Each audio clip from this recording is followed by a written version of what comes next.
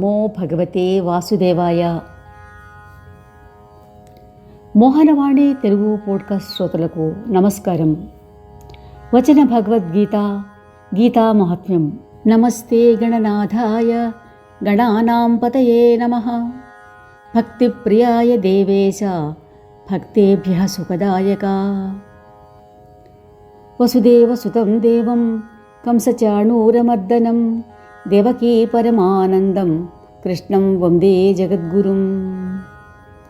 నమోస్తుతే వ్యాస విశాలబుద్ధే ఉల్లారవిందాయతపత్రనేత్ర ఏన త్వయా భారతతైలపూర్ణః ప్రజ్వాలితో జ్ఞానమయః ప్రదీపః. ఓం పార్థాయ ప్రతిబోధితాం భగవతా నారాయణేన స్వయం వ్యాసేన గ్రథితాం పురాణమునినా మధ్యే మహాభారతం. అద్వైతామృతవర్షిణీం భగవతీమష్టాదశాధ్యాయినీం అంబ త్వామనుసంధదామి భగవద్గీతే భవద్వేషిణీం. శ్రీమద్ భగవద్గీత పురుషోత్తమ ప్రాప్తి యోగము. శ్రీకృష్ణ భగవానుడు చెప్తున్నాడు, ఆది పురుషుడైన పరమేశ్వరుడు అనే మూలం, బ్రహ్మ అనే ముఖ్య శాఖలు కలిగిన సంసారం అనే అశ్వత్థ వృక్షం అవ్యయమైనదని చెప్తూ ఉంటారు. దానికి వేదాలే ఆకులు.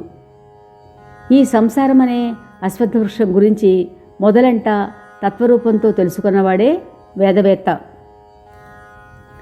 ఈ సంసార వృక్షం యొక్క దేవ, మనుష్య, తిర్యగాది యోనులు అనే శాఖలు త్రిగుణాలు అనే జలం ద్వారా వృద్ధి పొందుతూ, విషయభోగాలు అనే చిగుళ్ళు తొలుగుతూ పైకి కిందకి కూడా వ్యాపించే ఉన్నాయి. మనుష్య లోకంలో కర్మలను అనుసరించి బంధించి ఉంచే అహంకార మమకారాలు, వాసనలు అనే మూలాలు కూడా కిందికి పైకి అన్ని లోకాలలో వ్యాపిస్తూ ఉన్నాయి. ఈ సంసార వృక్షానికి ఆద్యంతాలు కానీ సుస్థిరమైన ఉనికి కానీ లేవు. కనుక దీనిని గురించి ఈ లోకంలో విచారణ చేసే సమయంలో పైన చెప్పినట్లుగా తెలుసుకోవడం సాధ్యం కాదు. కాబట్టి అహంకార మమకార వాసనలు అనే దృఢమైన వేళ్లు కలిగిన ఈ సంసారం అనే అశ్వత్థ వృక్షాన్ని దృఢమైన వైరాగ్యమనే ఆయుధం చేత నరికి, అటు తరువాత ఎక్కడికి వెళితే జీవులు తిరిగి ఈ సంసారంలోకి రారో ఆ పరమపదాన్ని గూర్చి చక్కగా అన్వేషించాలి. ఏ పరమాత్మ నుంచి ఈ సంసార వృక్షం ప్రవృత్తమై విస్తరిల్లిందో ఆ ఆదిపురుషుడైన నారాయణుడే శరణు అని దృఢంగా నిశ్చయించుకొని ఆ పరమేశ్వరుని మననం చేస్తూ ధ్యానం చెయ్యాలి. మోహాలు నశించిన వారే సంగం అనే దోషాన్ని జయించి పరమాత్మయందు నిత్యస్థితి కలిగిన వారు, కోరికలన్నీ పూర్తిగా రచించిన వారు, సుఖదుఖాదులైన ద్వంద్వాల నుండి విముక్తులైన వారు ఆయన జ్ఞానులు ఆ అవ్యయమైన పరమపదాన్ని పొందుతారు.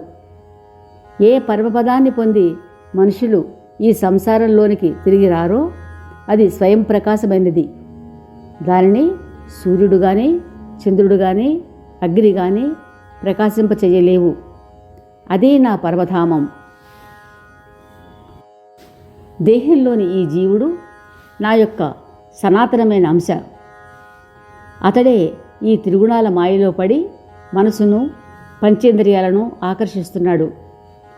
వాయువు గంధస్థానాన్ని నుండి గంధం తీసుకుపోయినట్లే ఈ దేహాదులకు స్వామి అయిన జీవాత్మ కూడా శరీరాన్ని విడిచినప్పుడు దాని నుండి ఇంద్రియాలను, మనసును కూడా గ్రహించి మరి ఒక శరీరంలోకి వాటితో పాటు వెళతాడు.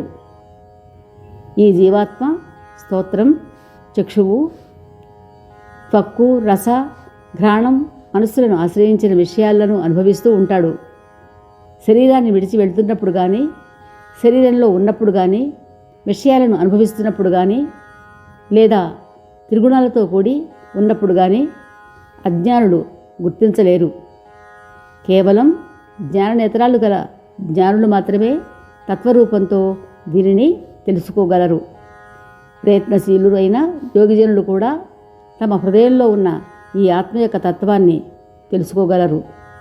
కానీ అంతఃకరణ శుద్ధి లేని అజ్ఞానులు ప్రయత్నించినప్పటికీ ఈ ఆత్మ గురించి తెలుసుకోలేరు.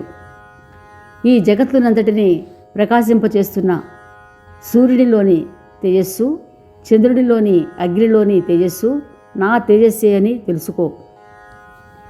నేనే పృథ్వీలో ప్రవేశించి నా శక్తితో సమస్త భూతాలను ధరిస్తున్నాను. రసస్వరూపుడు అమృతమయుడు అయిన చంద్రుడినై ఓషధులకు వనస్పతులకు పుష్టిని కలిగిస్తున్నాను. సమస్త ప్రాణుల శరీరాలలో ప్రాణాపాన వాయువులతో కూడి వైశ్వానరుడినై నేనే 4 రకాల అన్నాన్ని పచనం చేస్తున్నాను. ప్రాణులందరి హృదయాలలో అంతర్యామి రూపంలో ఉన్నది నేనే. నా వలననే స్మృతి, జ్ఞానం, ఆపోహనం కలుగుతూ ఉన్నాయి. సమస్త వేదాల చేత తెలుసుకోదగిన వాడిని నేనే. వేదాంతకర్తను, వేద విధుడిని కూడా నేనే. ఈ లోకంలో క్షరుడని, అక్షరుడని పురుషులు 2 రకాలు. సమస్త ప్రాణుల శరీరాలు క్షరమని, కూటస్థుడు అనగా జీవాత్మ అక్షరమని అంటారు. ఈ ఇద్దరికంటే వేరుగా ఉత్తమ పురుషుడు వేరొకడు పరమాత్మగా చెప్పబడుతున్నాడు. ఆ అవ్యయుడు ఈశ్వరుడు ముల్లోకాలను ఆదేశించి అన్నింటినీ ధరించి పోషిస్తున్నాడు. నశ్వరమైన జడవర్గానికి చెందిన శరీరాల కంటే అతీతుడిని నేను. మాయకు లోబడిన అవ్యయుడైన జీవాత్మ కంటే కూడా ఉత్తముడిని నేను. అందువల్లనే లోకంలోనూ వేదంలోనూ కూడా పురుషోత్తముడనని కీర్తించబడ్డాను. భారత, ఈ రీతిగా తత్వాన్ని గుర్తించిన జ్ఞాని నన్ను పురుషోత్తమునిగా తెలుసుకుంటాడు. ఆ సర్వజ్ఞుడు అన్ని రకాలుగా నిరంతరం పరమేశ్వరుడునైన నన్నే సేవిస్తూ ఉంటాడు. పాపరహితుడా, ఈ రీతిగా నేను చెప్పిన అతి రహస్యమైన గోపనీయమైన శాస్త్రాన్ని తత్వరూపంతో తెలుసుకొని మనుషుడు జ్ఞానవంతుడు, కృతార్థుడు అవుతాడు. ఇప్పుడు గీతా మహత్యం కథ 15వ అధ్యాయం పురుషోత్తమ యోగం విందాం. పార్వతి, ఇప్పుడు నీకు 15వ అధ్యాయం యొక్క మహత్యాన్ని చెప్తాను విను. గౌడ దేశంలో కృపాణ నారసింహుడు అనే పేరు గల ఒక ఖడ్గ నైపుణ్యం గల రాజు ఉండేవాడు. అతనికి సర్వమేరుండు అనే సేనాపతి ఉండేవాడు. అతడు శస్త్రవిద్యలలో నిధి, గొప్ప బలశాలి. ఒక సమయంలో పాపాలోచనాపరుడై తన రాజును పరివారాన్ని చంపి రాజ్యాన్ని తన వశం చేసుకోవాలని తలచిన కొద్ది కాలానికే కలరా వ్యాధితోటి మరణించాడు. తిరిగి ఒక గుర్రమై పుట్టాడు. ఆ గుర్రాన్ని ఒక వైశ్యుడు కొన్నాడు. దానిని రాజు వద్దకు అమ్మడం కోసం వచ్చి ఆ విషయం చెప్పాడు. అప్పుడు రాజు ఆ అశ్వాన్ని చూడాలని దానిని తీసుకురా అని భటుని ఆజ్ఞాపించాడు. నిజానికి ఆ అశ్వం అందం, శుభలక్షణాలు, ఉచ్చైశ్రవంతో సమానంగా ఉండడం వల్ల రాజు దానిని వైశ్యుడు కోరినంత ధనం, బంగారం ఇచ్చి కొన్నాడు. కొన్నాళ్లకు ఆ రాజు అడవికి ఆ అశ్వంపై వేటకు వెళ్ళాడు. మృగాల వెనుక దాన్ని పరిగెత్తించాడు. రాజు వేగంగా వెళ్ళడం వల్ల సైనికులు వెనకబడిపోయి వాళ్ళు లేళ్లను వేటాడుకుంటూ చాలా దూరం వెళ్ళిపోయారు.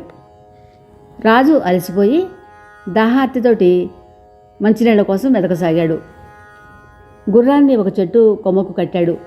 మంచినీరు తాగి ఒక చెట్టు కింద వేదికపై కూర్చుని ఉండగా ఏదో వ్రాసి ఉన్న ఒక ఆకు గాలికి ఎగిరి అతడు కూర్చున్నటువంటి గట్టుపై పడగా దాన్ని తీసి చదివాడు. అది భగవద్గీత 15వ అధ్యాయంలోని ఒక శ్లోకంలోని సగభాగం. ఆ శ్లోక భాగాన్ని విన్నంతనే గుర్రం వెంటనే నేల మీద పడిపోయింది. వెంటనే రాజు అక్కడికి వచ్చి చూడగా ఆ గుర్రం తన ప్రస్తుత జన్మ విడిచి ఒక దివ్య విమానాన్ని అధిరోహించి స్వర్గలోకానికి వెళ్ళిపోయింది. రాజు చేసేది ఏమీ లేక దగ్గర ఉన్న ఒక కొండపై ఎక్కి 4 వైపులా చూడగా ఒక ముని ఆశ్రమాన్ని చూసి అక్కడికి వెళ్ళి భక్తితోటి ఆ మునికి నమస్కరించాడు. ఆ మునికి జరిగిన వృత్తాంతం అంతా వినిపించాడు. దానిని గురించి వివరించమని ప్రార్థించాడు.